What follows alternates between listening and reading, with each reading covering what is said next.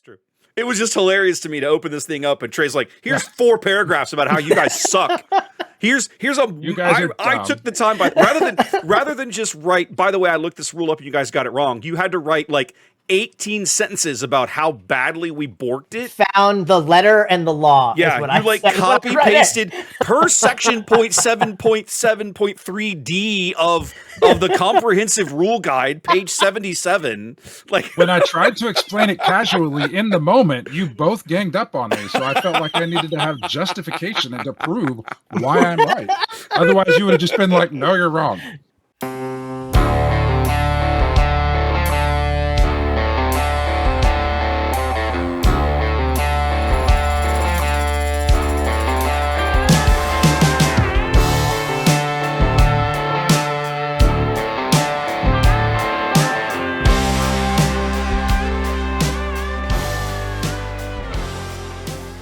All right, welcome in, ladies and gentlemen, boys. No, Trey, we're well past that already. See, now I have to restart the whole thing. You're like counting I up didn't make a over there. noise. Yeah, I just flashed fingers at doesn't you. matter. It doesn't matter. See, you've ruined the moment now. You've ruined it. All right, guys. Well, look, to hell I've with heard my that opening. before. To hell with my opening. Welcome in. It's episode 32 of On the Button. And as usual, I'm going to not talk to Trey for a minute because he's pissed me off. And we're going to look at Ian and say, how have you been, my friend? How's life treating you?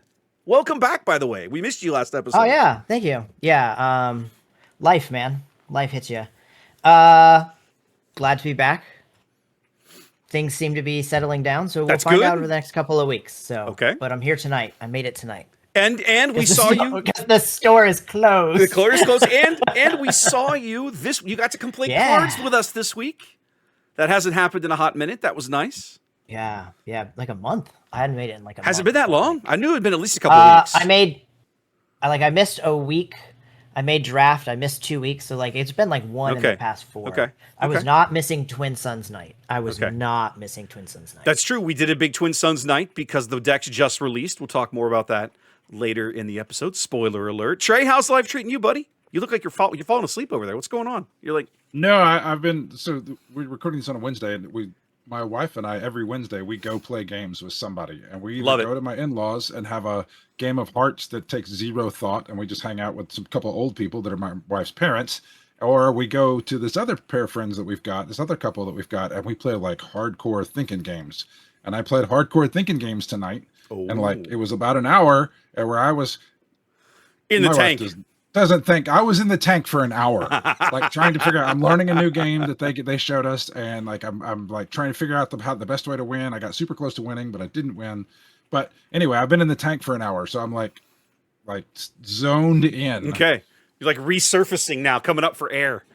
Okay. What else has been Yes. going? Anything else interesting going on in your life? Is it just work? Last time we chatted, you were kvetching about having to be up early and stuff. I think, or maybe that was Oh 2 yeah, episodes that ago. passed. That, Okay, good. That was training. That was for 1 week.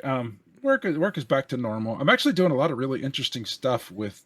It's kind of weird. I'm like learning all this AI stuff that I've been playing with. I'm playing with Claude, and I keep Okay. I keep like trying to do something, and then realizing that I want to do the slightly more complex version of it, so I have to like go up to the next level of Claude. And then now today Okay. I've realized that no, I need to go to like the highest level of Claude helping me write complete web applications Fancy. that I've never done before. Okay. I have ideas, and Claude is helping me implement them, and where Okay. I don't have to. This feeds perfectly into the thing we have later, talking about how we prioritize stuff with a busy life. Yeah. I couldn't do any of this without having the ability of just being, "Hey, Claude, I want to build this app that does this thing," and then he goes, "Sure, I'll do that for you."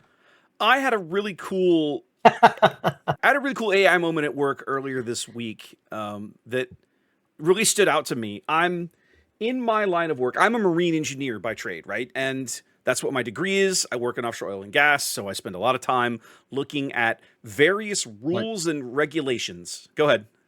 Like splashy water, not oorah, right? Yes, correct. There is no Okay. oorah engineer. There is only splashy, like ocean, like the sea, right? Okay. Okay, fair enough. Okay. Right Okay. on. So I spent a lot of time looking at various rules and regs from different countries and different organizations and stuff. And we were having this conversation with one of our clients about lifeboat rules. And And lifeboat rules are pretty well managed by at like an international level, like the international after Titanic. Really? Literally after Titanic, the various countries in the world came together and were like, "All right, this was a bad idea, just letting you guys do whatever. We're going to write some rules around all this now." And every few years Okay. they get together and revise some things. And I'm used to having to like if you have a big boat, everybody should have a spot in a lifeboat, correct? that seems fair. That was the baseline that they started from in 1914, right? Like when this all began. Fair. And here Seems we fair. are. I like that rule. Here we are a century later, and it's obviously gone beyond that. But bottom line is, there are books and stacks of trying to discern these things.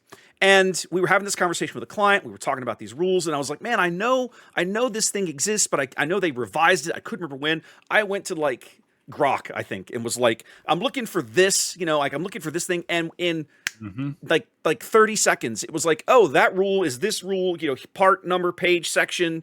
It was changed in this year," and I was like, I used to have to do an hour's worth of research to find this stuff, and now I can just go and just tell it. I know give it some guidelines. Like I know this much. It was really cool. I was like, okay, this is kind of cool. So cool, like the Really time cool. saving part of it. I've already like automated a few different things that have just things that I used to take me 2 weeks to do manually. I now just have running in the background and do and work on. Yeah. And things that I would like after I did those 2 weeks things manually, I wouldn't have the energy to do anything else. Now I can work on that stuff, and that stuff, even that stuff is automated. So Yeah, it's a lot. It's really powerful. Now it screws up. You have to pay. You have to ride yes. shotgun real hard, and then correct it, and then eventually in one chat it'll go really wonky and start doing everything wrong, and you have to be like, okay, Let's take 12 you've steps gone back off now. the deep end. Yeah, let's go to another. You tell me what I need to tell to get another Right. session up to speed for you, and then I'll go start another one. I have not yet gotten bold enough to start integrating, like starting to dive down that rabbit hole to work on my streaming and my overlays and automate and that kind of thing. But there are guys in the community space that have done that have like used that to help them. So I think that's I love it. I think it's awesome. It's definitely like a force multiplier. Bro, my shit barely works at work.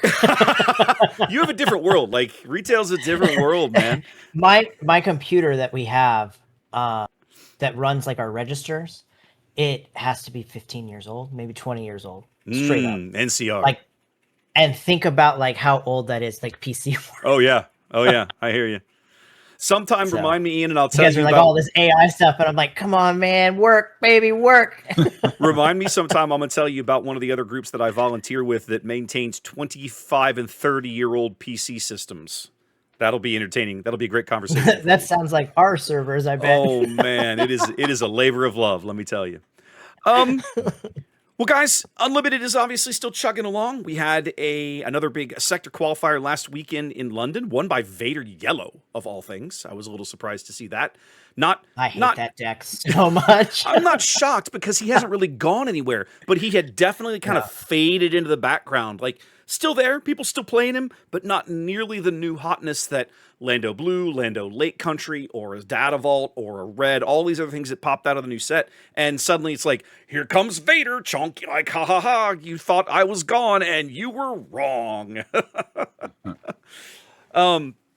But it is an interesting thing. We were talking about this, I guess it was just last night over at, it's not DL anymore, whatever. Playing at our weekly, right?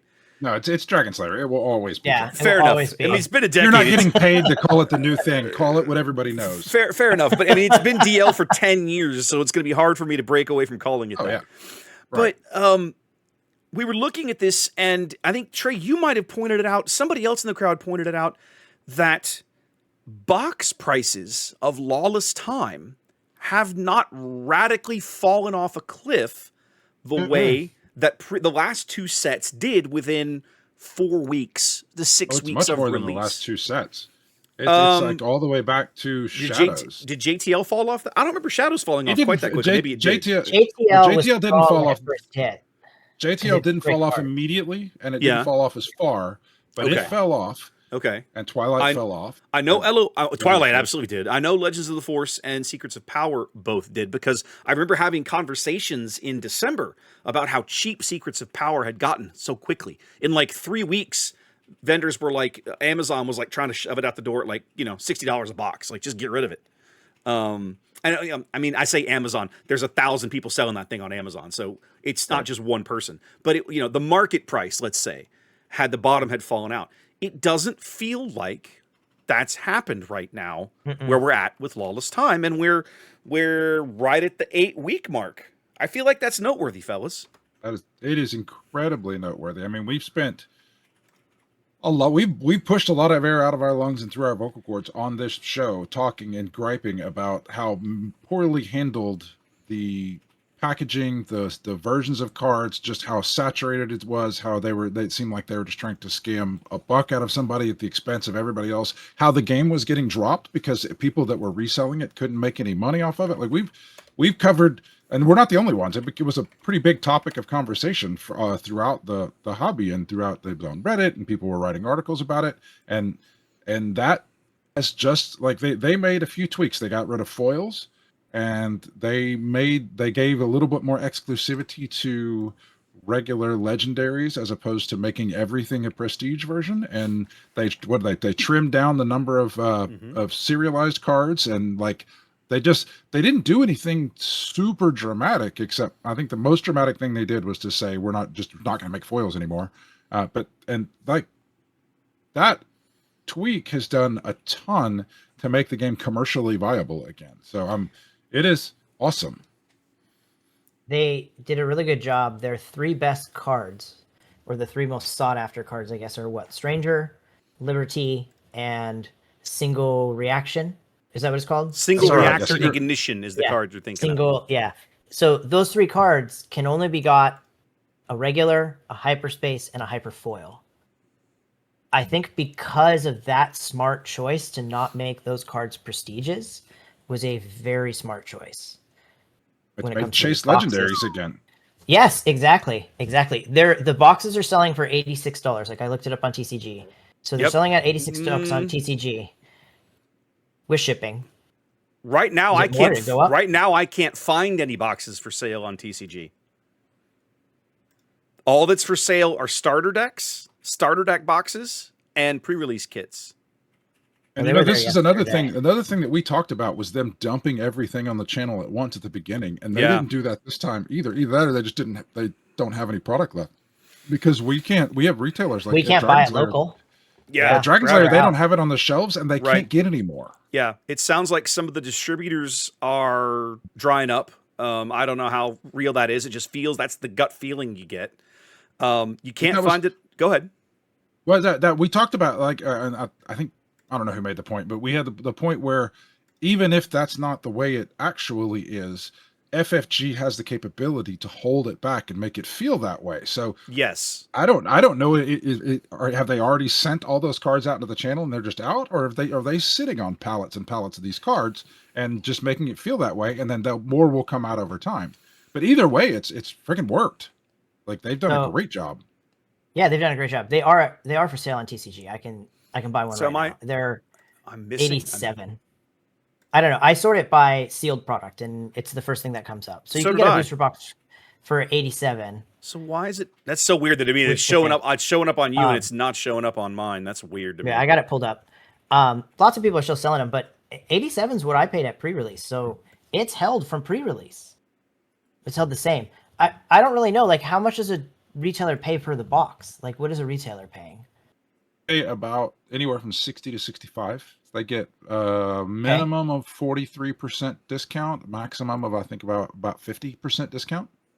Okay. That's all. Everything is it's sold as a discount off of MSRP. So MSRP is $6 a pack, so $120 a box. Yeah. And then they say, well, you buy this much from us, you're this tier reseller, so you get 45% off of that. And so whatever that comes out to.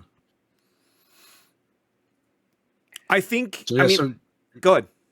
I was just saying, we keep stepping on each other. That's okay. Go ahead. It's about it. So I mean, even though they're not selling at retail, you've got people that they're making money off of boxes. Like if you were one of these people, you could buy a case at $65 a box, or whatever it is that you're buying as a reseller, turn around and just to get rid of it, you sell it at $85 a box, and you're making $20 a box. Like that's how economics works, and it wasn't before this came Right. out. Yeah. People were It was people were broken. dumping everything to lose as little as possible, and Yeah. now people are selling to make a profit, Below. which is just Yeah. So like dramatically different. 100%. Like if you look at like a booster box of Secret of Powers on TCG is 65. So that's at cost. Yep. Legend of the Force is 51. $51. So they're taking a loss to get rid of the product. That's been crazy. going on So for a that while, should- depending on the set. But yeah, for sure. Yeah. Well, I mean, Legends of the Force, I like playing it. Like, I'm always going to have a Force deck because Space Wizard's my thing. So this time I went with Tals in yellow. But, so, like, there'll always be some use for the cards in that set if you want to play that way. But overall, I think Lawless Time has some really great cards in it that are playing fantastic, from uncommons to commons, too. Like, I really love Haymaker. That's in a lot of decks right now. Mm-hmm.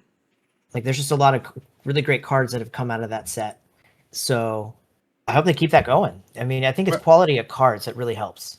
Wes, didn't you say that you were talking to somebody at FFG and they said that this was the set that they were really excited for people to play with at one point? Yeah, when we were at Galactics last year, I had the VIP badge, right, which came with the breakfast, the developer breakfast on Saturday morning, I think it was.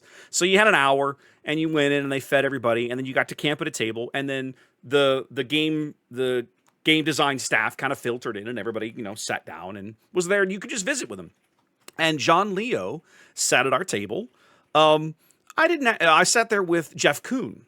And we just kind of sat there and listened. I didn't ask too many questions. There were a lot of folks, like kind of, I don't want to say badgering John, but they were having a lively conversation. They had a lot of good questions for him. And along the way, somewhere somebody asked him, like, obviously you guys are working, 5, 6 sets down the road, whatever. What set is it that you're most excited to put into the world, right? And he said set 7. And I heard another developer within the next half hour ask a similar question and give the same response. So like the design team, obviously that's just two samples off of a large design team, but like there was definitely some hype on the design team to get these cards out into the wild. But I think that Ian's kind of hit upon two major factors here, right? One is the quality of the legendaries in the set is generally better than we've been getting over the course of the last few sets. And then you marry that to the fact that some of the best chase legendaries in the set don't have prestige versions, right? They can literally only be found in a regular booster pack. I think that also helps drive that price up. Liberty, SRI, and Stranger are kind of the three big ones. But of those two, Liberty and SRI are absolutely the chase cards of the set. A Hyperspace Liberty is like $50. We haven't seen those kinds of prices since set 1, right? It's kind of nuts. Yeah, that's a good point. This is another moment. We've had conversations in the past where we've been like, this is broken about this game. Are they going to fix it? They've said they're going to fix it. They said they will. They listen to the community, make changes, and then they did. And I think one of them was the ban list. I don't remember what the previous ones have been. This is another one where it feels like they're starting to. The game started with a track record of FFG is having to spend a significant chunk of their marketing budget convincing us that they wouldn't abandon the game, and I feel like they've made a huge strides in proving that they are doing a good job. So I still have that niggling thing in the back of my head that the money man's going to come in and say, I don't care what you guys are doing or how well you're doing it. Screw you. We're quitting this game. Yeah. That's like, but otherwise the people that run the game, like they're not making, it's not a home run the very first time they do something, but their commitment to finding the problems and iterating and making changes and correcting things to make things better, that is being borne out over time again and again and again. And that says that's better to me than if they were just getting it right the first time every time. Yeah. Can we give them at least like a stand-up double? Like, this is a good hit. Like, this is a solid hit. I think solid hit. I think right? A stand-up double. Like, it's just a solid hit. I think you at least call this. See, me, this is a triple to right. This is you triple to right. Okay. This is you dumped one into the right field corner and slide it in. You slid into third with a solid triple here. It's and the one concern that I have, and Trey kind of touched on this earlier, right, is where we've still got another 8 weeks to go before the next set is available. There are still limited competitive events on the calendar for various stores and shops, limited PQs. I guess there going to be enough product for people to continue playing Sealed and Draft. Now, Sealed is generally less popular the farther away we get from release, but Draft, you always want to have cards available to draft. This was one of the problems we had about SOR. I was listening to one of our back episodes today, driving back and forth to work, and Ian, you were talking about how you basically never really got to draft Spark of Rebellion. A lot of people are in that boat, right? And it's a shame because that is one of the best sets to draft. But the product availability was so scarce that it was really difficult. I really, really don't want us to get back to that again. I really hope that it's, they haven't shipped out every box that they have and the warehouse is empty. FFG, I mean. I don't know. I mean, we're out. Jason said we're not drafting anymore. We're done. Yeah, he basically said, we've got our Might be limited something PQ in about about a week can change. And then after that, I don't think there's anything left we can't draft in May or June the way we normally would. We do a monthly draft, and I don't think we're going to be able to. When we could even do draft for Spark, which is wild to me. Yeah. If boxes are available, like you said, I'll go look later. But if they're available, like you said, I'll do something about that. Well, we're going to have more drafts. Okay. You can buy them full retail on Amazon. Like Amazon's got them at 120 a pop, which is hilarious to me. We'll figure it out. Get some drafts in. Okay. Yeah. I have just one quick question as we stay on topic. I think with the pack situation, I think that what also helped is I don't see a lot of the people who play these really intense tournaments that go to the sectors and play all these PQs and stuff playing with hyperspace foil cards. So I think that makes half a prestige pack not worth buying because it goes heavy in hyperspace foil cards, which is really more a collector's card now. So now these packs felt more collectors. Like you were buying this to try to maybe put together like a hyperspace foil set. It didn't feel like you were buying it for like home run cards that could be in it because the home run cards were in their booster boxes. So it was very interesting. We didn't hit on this topic, but I'm with you. I feel like as much as I like hyper foils for trade bait, I'm never going to play with them, right? I might play with them in like my Twin Suns. Exactly right. I put in my TS decks, but so you need one. Yeah, so you just need need one. You don't need three. And I'll be honest, I think that's a contributing factor to something we didn't talk about. We've been focused on regular boosters. I think Carbonite boosters are a bust now. I'm not convinced that the Carbonite boxes are selling all that well. Now, I don't know this. I have no numbers. I have no idea. I'm speculating. I just know they're at that 190.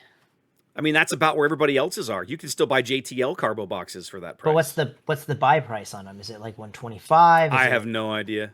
It's usually 50% of marked retail, isn't it? Like generally, it's about they're $300 is retail. They're $25 a pack times 12 packs is $300. So it's 150. So that's not much. I mean, $40 profit on that. That's not much. Right. It's still, I guess, a profit though. I don't know. Still in profit. You're still making money, right?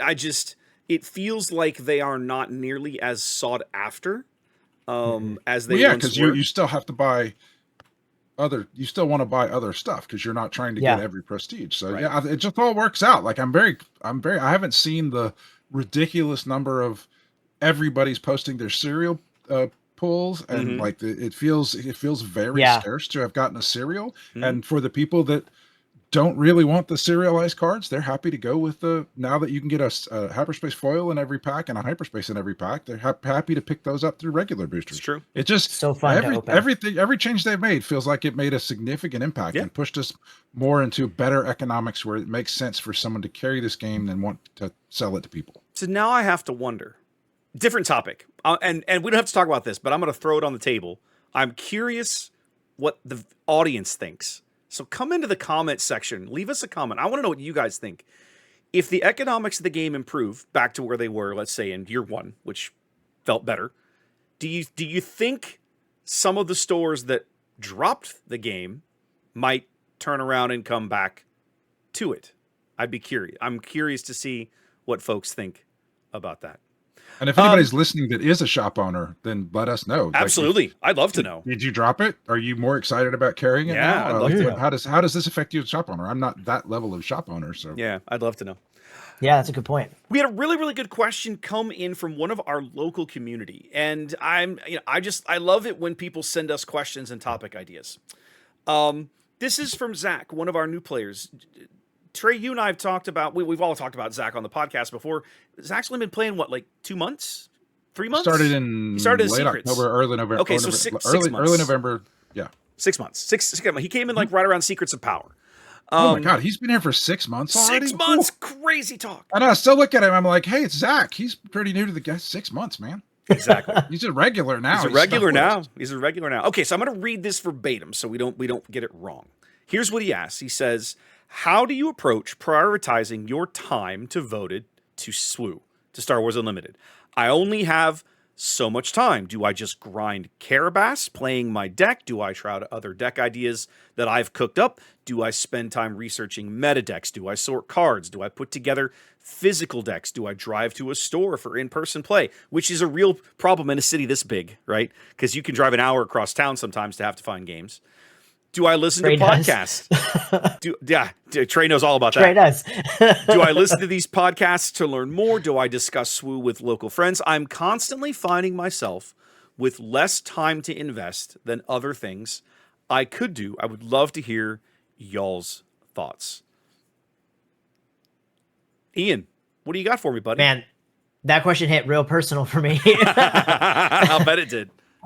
Yeah, it's hard.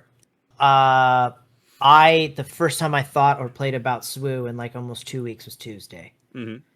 I hadn't played a game on Carabast. I hadn't played a game in person for anything for maybe 2.5 weeks. Mm-hmm. So, I really realized how much of a hobby it is.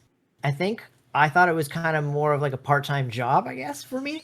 That's how I kind of treated it, to be honest, because like I love doing the podcast with you guys. Mm-hmm. I love playing every Tuesday. Like, so it's time commitments that, it's not a job, but like you want to put the hours aside. But sometimes, man, life throws you curveballs and you get zero time. So when it comes to prioritizing your SWU time, I mean, make sure you prioritize your personal time first, I guess. Make sure you're good there. Make sure all that's set. Mine's always family first, job second. I guess hobbies are a strong third. When I do have time for SWU, I like to build my own decks and then play them on Carabas, though. Like when I have my own time, that's what I'm doing. I don't build with cards anymore. I build on Carabas or on SWU DB. I've gotten used to using it, so like I scan the cards one by one, and it's no different than flipping through my binder. So same idea. It's same basic idea. I really like that way. And you can sort it by set. You can do a bunch of different sort ways to really help you. So I think that's a really quick way to build decks. Carabast is hit and miss some days. Some days I love it. Some days I hate it. I really think I'm getting to the point now where if it says anonymous something, you're like, oh, it's a meta deck. Let me just escape. I feel like if you actually put your name and you have a profile, you're playing like your deck, your version of whatever your meta deck is or whatever you're playing. So it's interesting. I don't sort my cards very often. My room is a total mess, so I feel that's really low on my SWU total bullet organizing. Sometimes I can find it, sometimes I can't. If I can't find it, I just make a proxy now, and I'll find it later. What do you do, Trey? I mean, you guys have non-public. Well, I mean, you have public-facing jobs, but you have non-dealing with the general public, so. It's a little different. Jobs that are more 9 to 5 regular, not like weird hours. So do you guys get more like personal time? Is that awesome? Yeah. You want to go, Wes? Or no, go ahead. Go ahead. I'll come in and put Taylor and Charlie on this one. This is such a like you said, Ian, like it. I have a different take on it than you do, but it's still like a deeply personal question of how do you make this a feature of your life, because so many people who are grown-ass adults just don't have time to they go to work, they come home, they spend a little bit of time with their spouse, and they eat dinner and they watch TV, and then they go to bed, and they don't have for so many people don't have a group of friends, and they don't really have a social life, especially if they have kids. So like this, just thinking about this question has spiraled all these tendrils of thought that of how I have constructed my life around, because I do so much stuff with playing games and with this. So like I've just got to reel everything in to talk about this game. So I could go on for a long time. This spirals into like my whole philosophy of life. So I don't want to go that deep about it, but essentially, Wow, we're having some Monty Python moments over here. oh, it's the first thing that you got to do is you got to decide what you want out of the game, because there's a game with a set of rules and a set of cards that we play, but we don't all play the same game. I mean, just using our locals for example, like Luna and I play very different games from each other.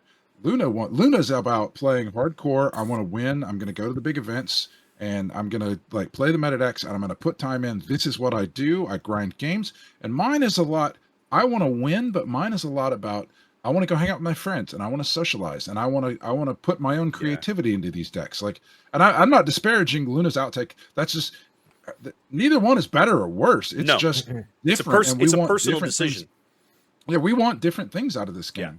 And so for me, it is, this is where I'm trying to like keep it from going way too deep into my personal life, which I could just like go on for a long time about the personal life. But essentially, I have been married for 25 years now. I've had kids for over 20 years now. And so I have a lot of experience of building my life with my wife.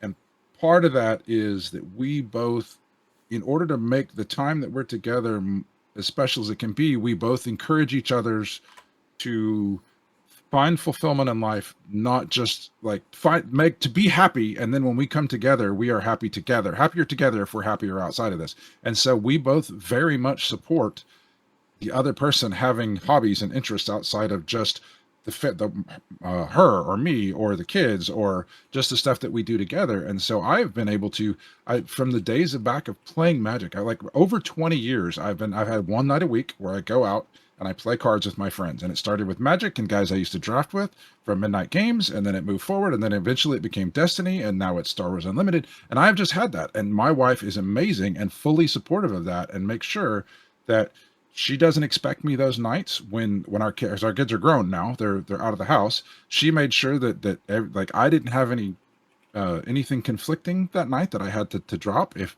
the kids had something on that night, then the expectations were set that, hey, I go to everything that you do, but I don't go on Tuesday nights are my time. And I make sure as much as possible, she doesn't have a regular game night that like I do every week, but I try to make sure that she has her own life. And so we're very supportive of each other. So for me, having a spouse that's supportive to help me prioritize one of the things that makes me very happy, which is going out and being with my friends and playing this card game in a social situation and being able to spend the time together, having that supportive spouse, having that level of relationship where we have a supported spouse, deciding, because I used to play Magic, not professionally. I couldn't like quit my day job to play Magic, but I did go to tournaments and win. I would like go all over the country and win money playing Magic. Not a lot, but some.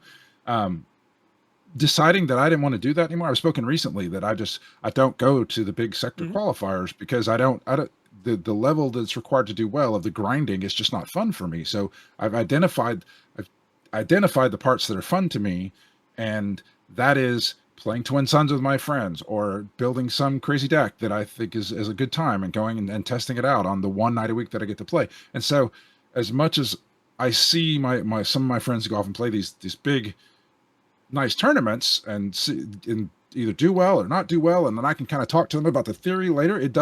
I've learned to divorce myself that that's not my thing anymore. So I don't really, like, I didn't go to Atlanta and I don't miss it.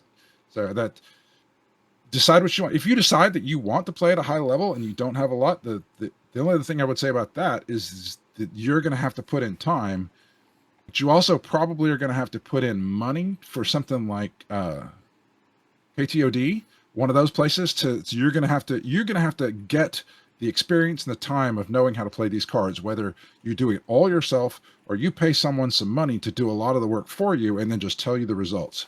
And if you don't have the time to put in and you want to play at that level, you're going to need to make it worth somebody else's while to put the time in for you. Yeah. Yeah, that's such a good point. when I realized like what it takes to like really be fantastic at this game, I realized, man, I don't have that much time. You Right. have to know every situation. You have to know the perfect sequence of cards, what cards to discard. Like you have to make flawless decisions sometimes. And Sometimes. yeah, I mean, I've played a lot of games with Trey and Wes. They both know I make a lot of mistakes all the freaking time. So it's not really something I figured out pretty early that it's not something I'd ever be great at. The secret, I think, to finding fulfillment in the game is that once you recognize that, get to where you're at peace with it. Oh, Like 100%. don't sit back and like Yeah, lament big that time. you can't do that anymore. Yeah. You've got to be like, well, I can't do that, so I don't expect that out of myself. Yeah. So if you don't expect that out of yourself, then you don't have the unmet expectations that cause you to have the negative feelings around missing out. And if you're Yeah. at peace and you're like, just say, I'm gonna go. I have the one night a week that I go, and it's what fuels kind of my social, mental health, whatever you want to describe it, like to be with Yeah. my friends, and that's all I'm gonna get. Yeah. And then when you lose, and you can go, well, I don't put in the time, so I don't have the expectation that I'm going to win at that level, then it's not as big a deal. You can hate losing and still accept it because just because you've properly calibrated what you have to put into the game. Yeah. My answer to this question lines up with Trey's to the extent of you have to decide for yourself what it is you want out of the experience. Okay, do you want? Just like Trey said, are you here for the competition? Are you here for the community? Are you here for the social aspect of I go see my buddies every week and we sling cards and have a great time? Whatever you decide the priority is going to be, the focus, in my opinion, that then guides what you are going to spend your time on. Okay? Let's just pick one. Let's say my plan is I want to go spend time with my friends every week. Okay, great. So your question about meta decks, probably not relevant. Nobody really cares. Like that's not what you're there for. So do you try other deck ideas yourself? Do you build your own decks? Yeah, absolutely. Go cook up something crazy. Cook up something with a leader that everybody thinks sucks, that nobody's ever seen on the table, and try it, because who cares? You're just there to have a great time and sling cards at each other. Like, if that's the goal, then let that goal guide how you invest your time, in my opinion. And when you do that and you stop trying to do all the things that you've decided are not part of your experience in this game, Yeah. that leaves more better time, more quality time for what you actually do want to do. If you're not trying to do Right. everything, you're trying to do this narrow thing, the time that you spend doing that is much higher quality. Right. Now, for me personally, work hobby balance is real tricky. I have a tendency to dive too deeply and spend too much time on my hobbies. And No. who could have predicted it? And But you it's do have a gotten- very supportive wife. Well, You like me. You have an you're- incredibly supportive Exactly. You're sitting here talking about your wife, and I'm just like, yeah, I could have this exact same conversation about mine. It's literally the Denver, same. bro. We both Denver. exactly right. All I gotta say is Denver. And it's not just Denver, right? But the bottom line is that Trey and I are very fortunate. Both of us have spouses who support us in our hobbies. We support them in theirs. We encourage each other to have things that we enjoy doing with our time that don't necessarily involve the other one. And that's fine, because as Trey pointed out, if you're both fulfilled and happy in your own little world, then when you are together, you can enjoy that time with each other just that much more. But I have, in the last 5-ish years or so, my hobbies have gotten even stranger for me, because now they've kind of reached a point where financially they're kind of self-sustaining. So I also have this weird incentive to like, oh, well, if you invest a little more time, maybe you can afford that gear upgrade you want, or maybe you can go buy the fancy showcase you'd like to have, or you see what I'm saying? So it can suck me in. For me personally, I've reached a point where I know I'm not ever going to be like the top premier player in SWU, and I don't care. It's fine.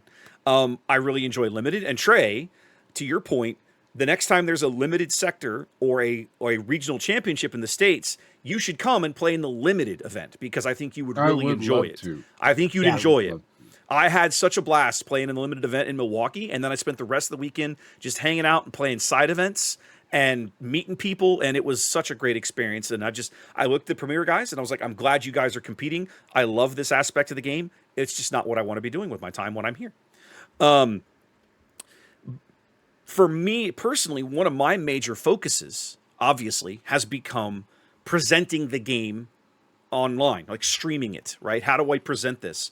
I kind of, without even thinking about it, well, maybe I really, making a conscious decision. I didn't just wake up and go, this is the thing, but I sort of fell into this hole where it was like, I want to be the best at this, right? Like I want to be one of the best people to present the game and show the game, and how do I get there? And that drove me into a lot of weird directions, and I also had to really expand my skill set on things that aren't directly SWU related, right? The streaming and the tech side and the gear and the overlays and all this kind of thing. And what's been really cool to me is, I know that games like, I mean, we don't like to talk about this on this channel. We don't like to mention it, but TCGs come and go, right? And so there will come a point at some day in the future where Unlimited won't be with us anymore. Hopefully it's a long way in the distance, but we don't know when. But one of the things that I look at this, the gear and the capability and the skills that I've developed, and I look at this and go, this can apply in other places as long as I continue to do the streaming thing as a hobby. Maybe it's board games. Maybe it's another TCG down the road. I don't know. But the skill set is there. And so that's another reason that I've found myself, when I spend time on SWU, sometimes it's not cards and decks. For me personally, I'm down in the studio with my gear set up, working on things. I've been down there the last couple of weeks doing all kinds of things, trying to innovate some stuff into the system for the last couple of weeks of PQ season, and then looking down the road into season 2, things that I want to do. So that's a weird answer from someone who has a weird corner portion of how he spends his time in the game, but that aspect is out there as well. I love how you guys have supportive wives. I do not. Well, you haven't grown up with it. Yeah. She I'm thinks not it's a first of total. all. Well, look, Trey plays SWU, but he makes money off SWU. So I'm sure his wife has no problem, because even if it's even or close to even, he's doing great. Even if he's losing money, he's still making some back. I'm a drain. It takes time away from her. She hates that. She wants all my time, every last bit of it. Any second I can give her, she wants. So you guys have these supportive wives, and my wife would tell you that she does not like SWU at all. It's the worst thing ever. She hates Tuesday nights. Every time I'm like, I'm going to game night, she's like, oh my God, it's Tuesday again. Oh my God. So the thing that I would tell you for that is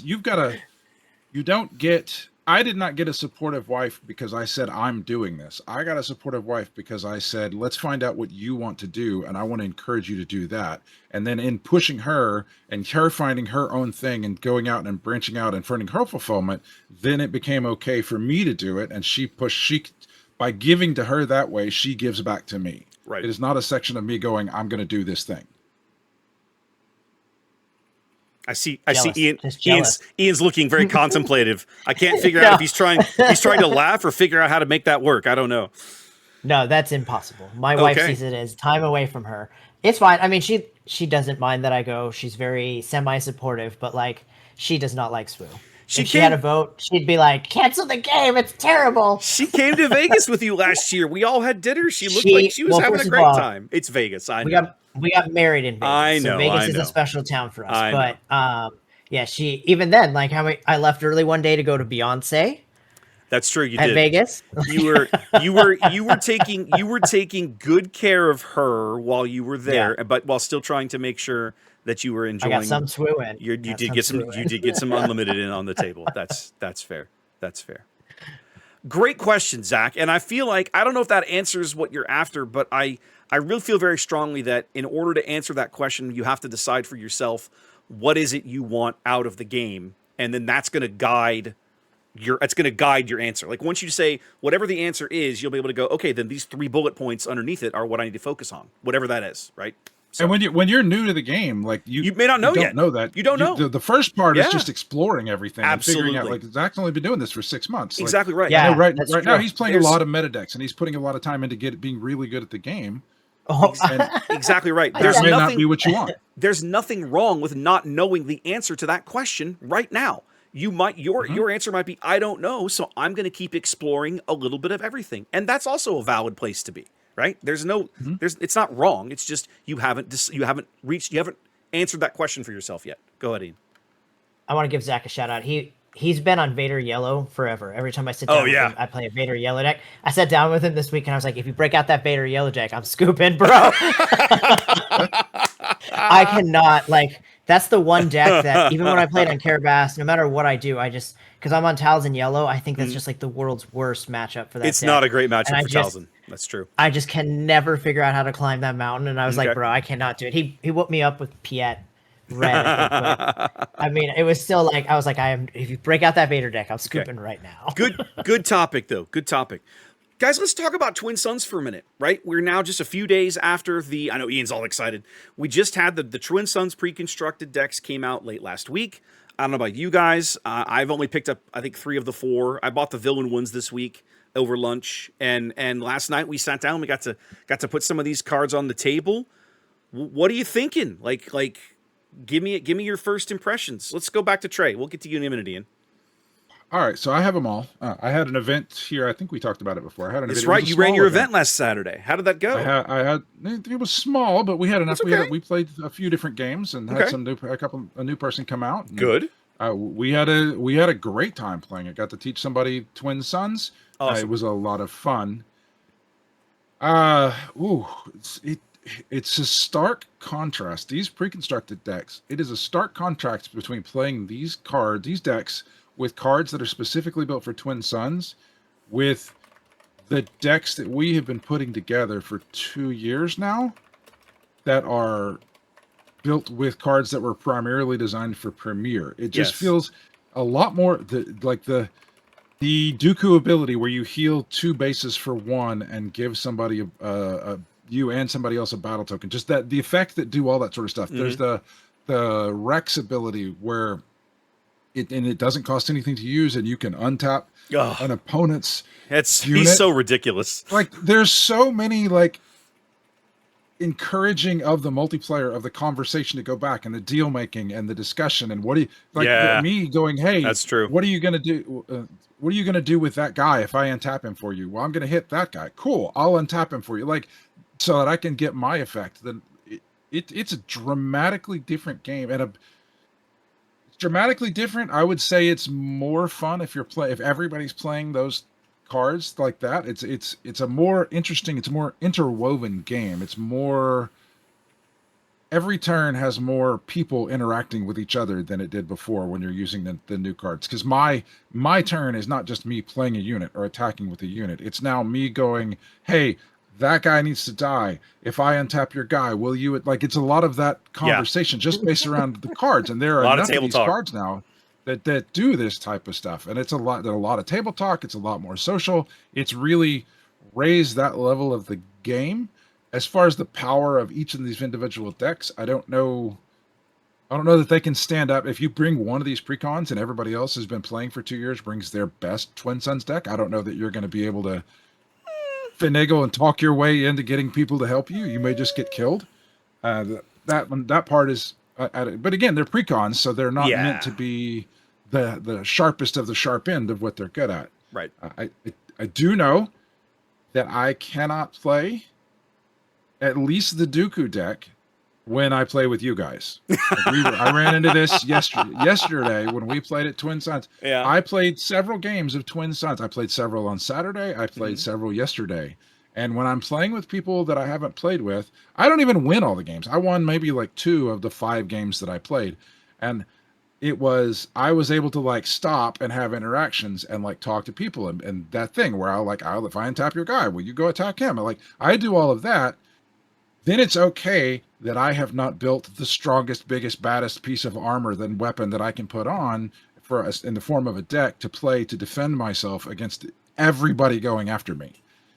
These new decks, they don't have the tools for me to defend myself from 3 people at once. And because of my reputation in playing these games, I don't, and how often I win these games, when I play with people like you guys, like I did the other night, I'm just going to get smashed if I just play these decks, because everybody goes after me the whole time.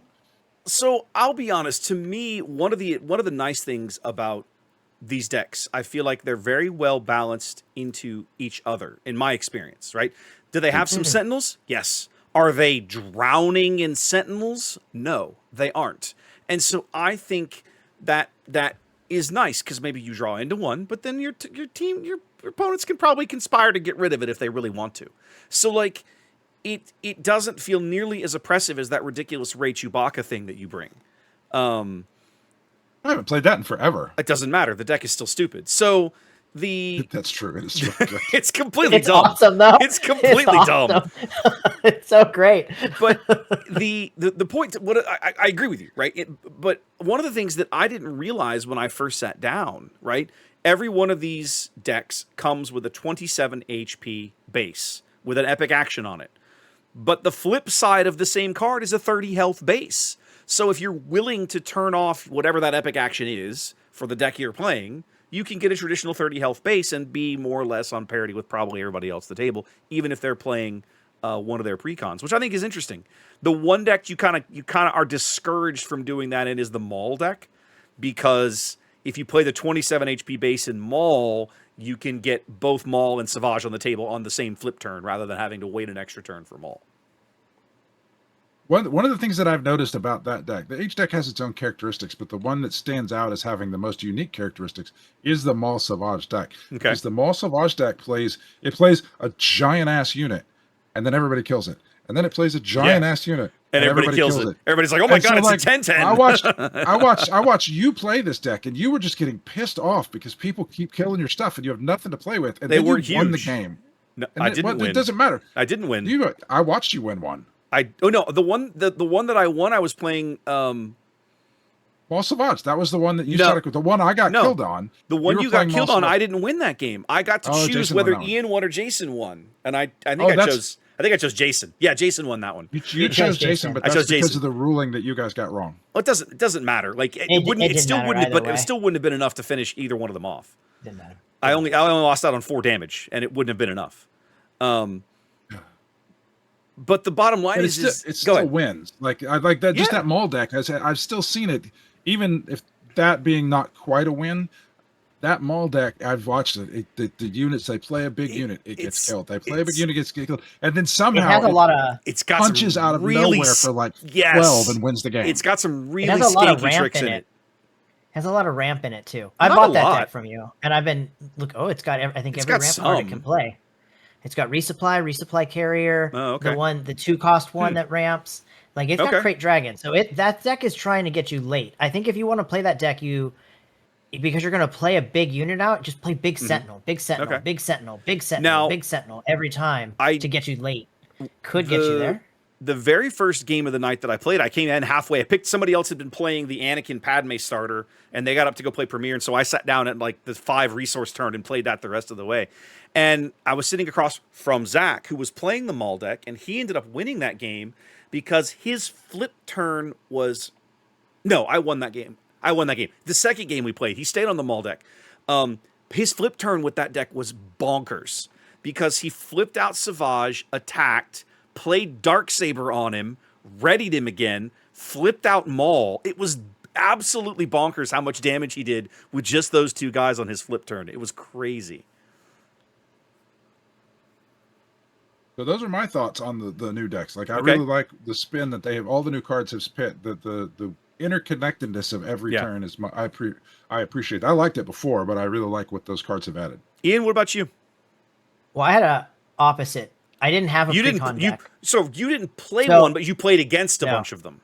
I played against a bunch of them. I mean, you I had can one. tell You you- just took cards out of it and put it into your other deck. I did immediately, and I won a game with Maul. The Maul Sentinel. Oh, the 5/4, I think the it's yellow, the 5 red cost. yellow. Yeah, He's really good. They allowed me to get Saw on the board and then play that card into Saw into a giant ship. It was so beautiful. I can tell you that bringing those precons against either of my Saw decks, because somebody else played the other one for me against a precon, is like bringing a BB gun to a gunfight. Like it's just not fantastic. Especially some of the ones we were playing. I had made that Thrawn Saw deck like a month ago, and I just never got a chance to play with it. So I got 4 games in with it, and as Trey's sad face looks right now, controlled the board because it's a wicked great deck. But It's silly the fun. precons are really interesting.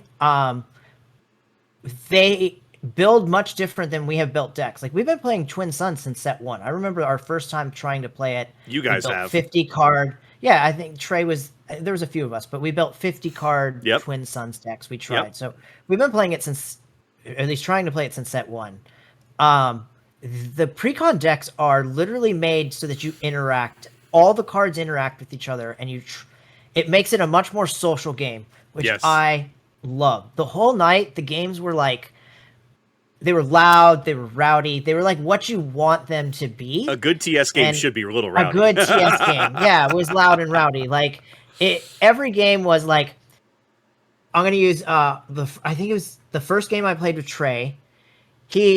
Somebody had that villainy cunning unit that when your damage gets hit, you deal 1 damage to a unit. So he made a deal. Hold on, it's a 3/2, and it's shielded, and it's just a 3/2 ground unit, and it says whenever your base takes damage, this unit deals 1 damage to another unit. Okay, that's one of the new ones. That's one of the new cards. So, yeah. So Trey says to the, I can't remember his name, and I feel terrible for not remembering his name. It was Aaron. Thank you. He tells Aaron, I'm going to hit your base for 4, and you're going to deal 1 damage to a unit. What unit are you going to do it to? And he says Captain Typhoid. So another guy, Spencer had Captain Typhoid, which is a 4/5. Yeah, had Captain Spencer had Captain Typhoid, who's a 4/5, and he says Captain Typhoid. Aaron decides, well, no, you're doing 4 damage to my base. I'm going to put it wherever I want. After, I guess, kind of agreeing, to be honest, to do it to Captain Typhoid. Changed his mind, did he? Oh, it gets so bad. So he deals. Trey deals 4 damage to his base. Before you get any further, I want to explain my situation. So Spencer had Captain Typhoid, who's a 4/5. The guy that you block and you can reveal cards and heal. Yeah, your base. from Secret Power. Yeah, that guy. Typho. So I'm playing 2 guys that flip on 5, and they're both 4/6s. And the captain guy is a 4/5, and I don't want to blow both of my. He's the only sentinel that's out, and he's a really good sentinel. I just want to kill the sentinel so that we can go back to punching each other. And I want the game. I'm not trying to gain advantage here. I'm trying to take away advantage from the guy with the 4/5. If I can get 1 damage on him, I can flip my leader. I can hit him, wipe out his sentinel, and then we're back to kind of parity without one of us having a gross sentinel in play. I'm going to jump in here. Go ahead. This is what's fantastic. He does 4 damages to Aaron base. Aaron decides he's going to deal it. He's going to deal 1 damage to a battle droid. So Spencer's got a bunch of battle droids built up because there's 2 different going on. You hit me with it. Okay, yeah. Trey lost a battle droid. So the actions all run out. Trey flips out both his leaders, and he's like, well, 8 more to your base, Aaron. I was just like, damn. He literally did 12 damage to your base on turn 5. And we're going in and everybody's an inch from death. Okay. It was just really fun games. Things Spencer. going around. Except for Spencer. So it was just really fun. The games are much more talkative, much more vocal. Yeah. They seemed more alive than they have when we've played them in the past because our decks are, cutthroat and built to the way that we really like to play. So they're very interesting. There was cards that I guess I thought the Dooku deck needed Poggle. I guess he's in there. I just never saw anybody played it. He is. I drew him in that last game of the night that we played. I drew Poggle, but I drew him on the 5 resource turn, and I was like, well, that's not useful now. So yeah, I resourced him. I played a bunch of those Dooku decks. I never saw them played, and I was like, man, I'm playing him on turn 1 because first of all, I loved everybody handing me droids. Oh no, I have a 3 attack droid with overwhelm anytime I want. Please keep giving me droids. He's one of in an 80 card deck. You just don't always see him. Yeah. But I think with some minor adjustments, some more sentinel units. Yeah, there I agree. And maybe a couple of cards that really focus in on what the leaders are trying to do. Yeah. Right? So if you're trying to create battle droids and get them a +1 with attack, you want more cards that make battle droids. What's the other deck that I saw that I really liked? So I really liked the Dooku one, the Maul one that I have that I dug through. It just needs more cards that have keywords. You want every card to have 2 keywords. If it does, then you can probably give maybe 2-3 experience tokens to it. So it wants to hand out experience tokens. So I think with minor tweaks they can be super super playable. But as right now, unless you're playing against the other precons, it's not a great fit. It's not a great fit. At least not against the 2 Saw decks that I had built because they mowed through them. What was our newest? What does our newest Twin Sons aficionado think about these decks? I love that they exist, right? I feel like TS is kind of the forgotten form. I don't know the forgotten format. It doesn't have the following that I think it deserves. I will maintain that it is a wonderful, you know, the analogy I'll use: beer and pretzel. You know, throw cards around, have a great time game. Like, don't take it too seriously. This is not competitive. This is a game for game's sake. Okay, this is not a game where we're testing each other's skill. This is a game where we're sitting down to just enjoy playing. I love we've talked about this before on the cast. I love the theme. I love the Clone Wars theme and how the leader pairings they've picked really lean into that. Those leaders are designed to work together. It's really cool. I have some really interesting cards and really interesting interactions. I think we're just barely scratching the surface of where these cards are going to go, because this stuff is eternal legal, and the eternal format hasn't gotten very far. But of course, you're now injecting cards that can only be played in Eternal and can't be played in Premier. That's going to get some eyebrows. Like, there's going to be a certain subset of the game that looks at that and goes, I'm curious now. And people are going to, mess around with it a little bit. I kind of wish that maybe some of these cards had been Premier legal. My suspicion is that these decks were designed after they had already gone through all the testing and everything for like the regular sets. Like, sometime within the last year, they were like, we should do Twin Suns pre-constructed decks. But if we do that, we don't have time. Like, there's no way for us to test these in the play environment. Let's just keep them separate, right? So I don't know that for a fact. That's my assumption, but it wouldn't shock me. I played Dooku Asajj a couple games, and I got in a few rounds of playing Anakin and Padme. I really want to put Maul on the table. Or did I play? Yeah, because I played Maul once. You're right. I played one round of Dooku and one round of Maul, which are the ones that I was really interested in trying. I want to do some more. I'm with Ian. I think they need a little bit of tweaking. I think they're both slightly too event heavy for me. I tend to build very unit heavy Twin Suns decks, because being stuck without a turn 2 play, which happened to me last night, is really irritating. I feel like some of the event choices are kind of crap. So it's like, okay, I'll probably go through and clean out some of the events and swap in some other things. I think the Dooku deck might be kind of fun if it had some exploit stuff in it. I realize that that's kind of counter to what Asajj wants to do, but I also feel like there are times that the exploit, the quote unquote guaranteed battle droid could really be useful in exploiting out something else. So I think that's worth looking into. I need to sit down and like lay the deck out on the table and see what's in it, like really look at it, and then start like extracting things and making some singleton changes. I'll probably leave them almost constructed as they are with some minor changes. I'll probably change about 10, 15 cards and leave it alone. I think they're pretty decent, honestly. I do need to build some more TS decks in general, especially since there's now stuff that I can play in TS that I can't play in Premiere anymore. So I got all this stuff laying around in boxes that it's like, well, might as well get some use out of it, It's my favorite way to play this set. Yeah. Hands down. That was the consensus. That's the other thing that happened last night when we played. Is we had a lot of people play TS. We all played Twin Suns.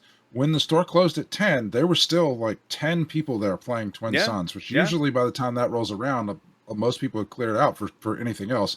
And then the conversation was, we definitely didn't have a dedicated Twin Suns night every month, the same way we have a dedicated draft and a dedicated tournament. Yeah, I agree. I think that's going to be a good change for our local group, and I think it's going to happen. You're always going to have people that TS is not their thing. They're going to want to work on their Premiere, and there's nothing wrong with that. There'll be nights that I won't want to work on TS, that I'll be like, I want to play my Premiere stuff. I just want to sit around and do that.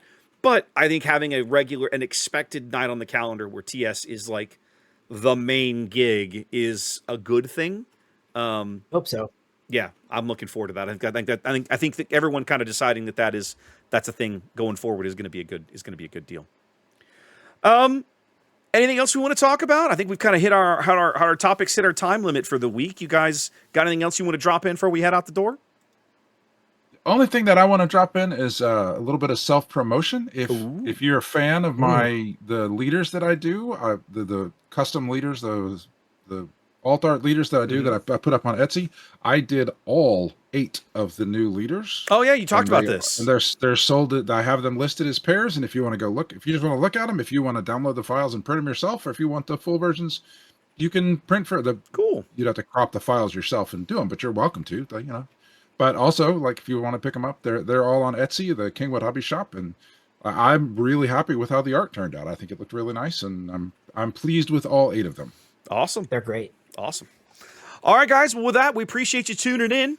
Make sure and throw us like, subscribe, follow, whatever it is, wherever you listen to us, and give us some feedback. Make sure and comment if you've got anything you want to share with us, or hit us up at mailbag@onthebutton.xyz. Trey, this week the mailbox, our alternate mailbox, should just be Twin Sons at onthebutton.xyz. What do you think there, buddy? That's what I was thinking. There Twin you Sons go. At onthebutton.xyz. There you go. Nice. So either one of those works. Love it. Leave us some notes. If you've got any topics you would love to hear us chat about, bring it on. We'll put them on the docket. In the meantime, guys, y'all take care. Enjoy your games. Go play some Twin Sons, and we'll see you again in a few weeks.